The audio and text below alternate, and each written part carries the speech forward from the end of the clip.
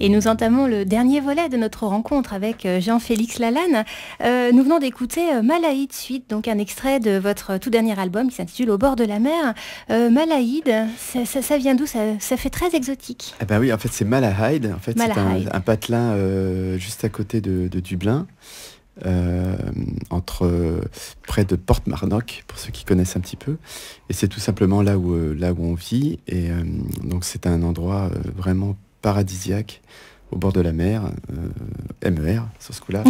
Oui. Et donc voilà, Malahide, c'est ce coin, et la suite en fait, quand on regarde la partition, en fait il y a tout simplement la plage, la mer et le ciel. Et d'ailleurs, je voulais préciser quelque chose par rapport à cet album, c'est que évidemment c'est un CD, mais surtout ce que j'ai voulu, puisque je voulais répondre aussi à la demande des guitaristes, c'est qu'on puisse non seulement l'écouter, mais travailler aussi les partitions. C'est-à-dire que c'est un CD extra, ce qu'on appelle un CD extra. On peut l'écouter évidemment, et puis on peut le mettre après dans son ordinateur et récupérer toutes les partitions en PDF, donc évidemment lisible sur n'importe quel ordinateur. Donc voilà, donc c'est une suite en fait de trois morceaux autour de cette ville qui s'appelle Malahide. Et alors donc justement, moi je rebondis sur ce que vous venez de dire, hein, tout ce qui est partition et tablature présente sur cet album. Vous lancez un peu un appel aussi à celui qui pourra jouer, vous venir à votre rencontre et jouer cet album avec vous. Évidemment, moi je demande que ça.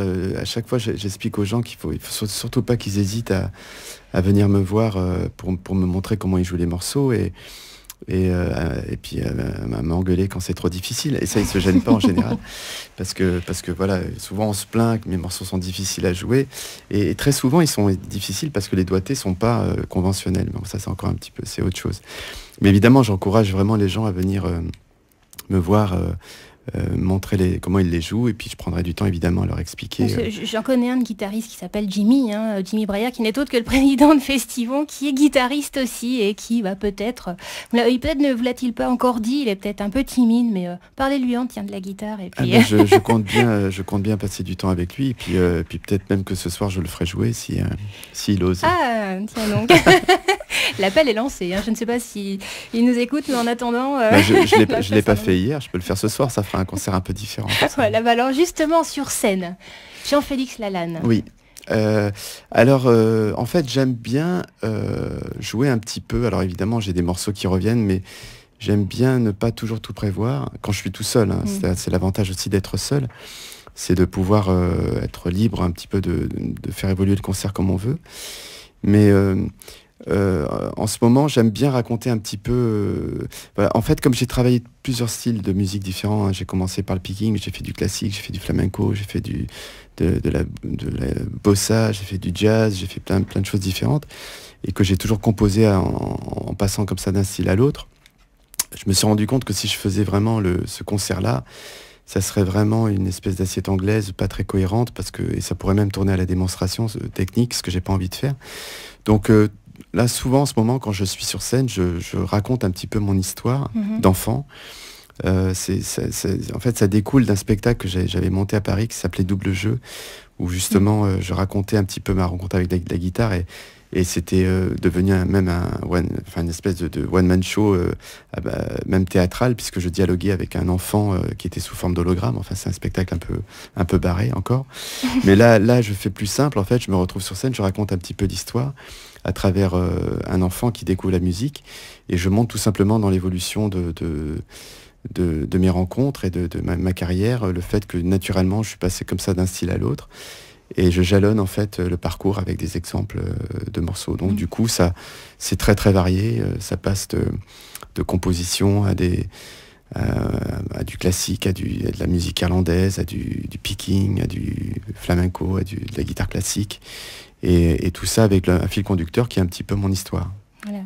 Donc ce qui veut dire que pendant les 2 jours de concert de Bousy, donc vous avez interprété les extraits de votre album, mais d'autres également, et certainement que ce soir la scène sera encore différente. Oui, bien sûr. Je pars du début, c'est-à-dire j'ai enregistré plus de 23 albums, j'avais répertorié en comptant les musiques de films.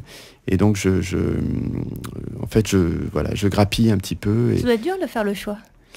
C'est pas, oui, enfin, il y a des, comment dire, il y a des choix qui sont évidents à faire parce qu'en fait, les morceaux sont tellement symboliques d'une période que, voilà, il y en a qui sont relativement évidents et qui reviennent d'ailleurs, hein, qui sont récurrents. Et puis parfois, voilà, quand je parle de Chet Atkins, par exemple, j'ai tellement joué de morceaux de Chet que parfois je joue un morceau à lui, parfois je joue un medley de plusieurs morceaux, et dans ce cas-là, je me laisse aller, mais ça peut durer 10 minutes où je vais passer d'un morceau à l'autre.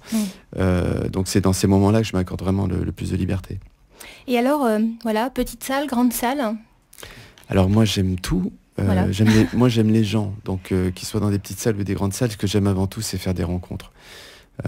Pour moi, la musique, ça reste avant tout un prétexte pour rencontrer des gens. Voilà, on se connaissait pas il y a une demi-heure, maintenant on se connaît, on se reverra, on parlera de ça ou d'autres choses, mais pour moi la musique, c'est rencontrer les gens et voyager.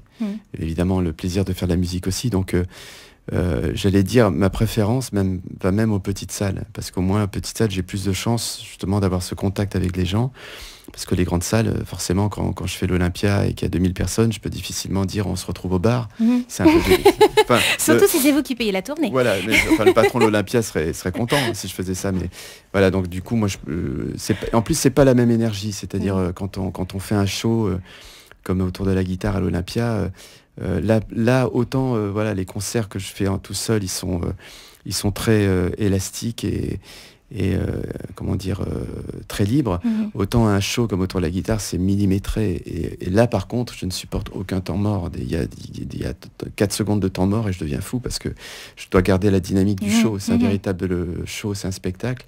C'est une pression différente. C'est une pression et puis c'est c'est une horlogerie. À partir de ce moment-là, je deviens extrêmement exigeant sur tout ce qui est mise en scène, changement de plateau, etc. Parce que je suis conscient que ça fait partie de la rythmique du show. Maintenant, voilà, dans une petite salle, des gens qui sont venus m'écouter jouer de la guitare, j'ai aucune raison de me rajouter une pression supplémentaire puisque les gens ne l'ont pas, cette pression. Et du coup, les concerts prennent une autre couleur. Voilà. Et entre le studio et la scène, vous revendiquez plus de quoi? La scène. La scène. Oui. Moi, je passe mon temps en studio à essayer de retrouver ce qu'on a sur scène. Et c'est très, très difficile. C'est pour ça que la plupart du temps, je réécoute pas mes albums. C'est pas que j'en sois pas content, mais ce n'est qu'une représentation du morceau, mais ça peut pas être la bonne. Là, il y en a plusieurs. En fait. Il y en a plusieurs. Là, sur cet album-là, j'ai fait très attention, justement, de me mettre en condition de jouer comme si j'étais sur scène. Et j'ai tout fait pour essayer de m'approcher au maximum de ça, c'est-à-dire j'ai pris un jour entier pour faire le son des 2 guitares avec mon ingénieur, avec comme cahier des charges absolu de ne rien enregistrer cette journée-là. C'est-à-dire, lui, il pouvait enregistrer si vous voulez, mais moi, si vous voulez, mais moi, je gardais rien. C'est-à-dire, tout simplement parce que je ne jouais que pour le son. Je ne mettais absolument rien. Je ne cherchais pas à interpréter quoi que ce soit. Je ne mettais aucune énergie là-dedans. Je m'économisais, en fait. Donc, voilà, c'était juste le son de la guitare comme il devait être. Et puis ensuite, je me suis aussi obligé à garder des prises entières, c'est-à-dire à éviter ce qu'on appelle les drops, etc. C'est-à-dire, je joue le morceau, je me trompe, je recommence. Voilà. Ce qu'on ne peut pas faire sur scène d'ailleurs. Donc déjà, c'est déjà quelque part une concession. Mais évidemment, si on commence à dropper, à s'arranger pour que le morceau soit parfait, le morceau ne peut pas être parfait puisqu'il n'est pas joué de manière naturelle. Il sera peut-être joué parfaitement, mais la perfection, pour moi, c'est pas ça. Oui. Enfin, en tout cas, voilà, je pense que le Booznit va être conquis. J'espère. Par voilà, la rigueur, la perfection, la gentillesse, le partage. C'est très gentil. C'est tout ce qui... Et puis certainement plein d'autres choses également, l'esprit de famille, et puis l'Irlande. Ah oui, c'est important. L'Irlande sera bien représentée, peut-être même vengée, on va dire, mais on va pas rentrer dans le débat de la Coupe du Monde de football, mais en tout cas, je m'arrangerai pour la représenter comme il faut voilà, ce soir. Ceci dit, voilà, vous avez le droit d'utiliser vos mains, et encore, ça c'est obligatoire. C'est plutôt obligatoire, Écoutez, merci beaucoup, Jean-Félix Lalanne, et puis rendez-vous ce soir donc au Booznit de Bouzy-la-Forêt, à partir de 20h30, donc surtout rendez-vous là-bas. Merci beaucoup à vous. Un plaisir, merci.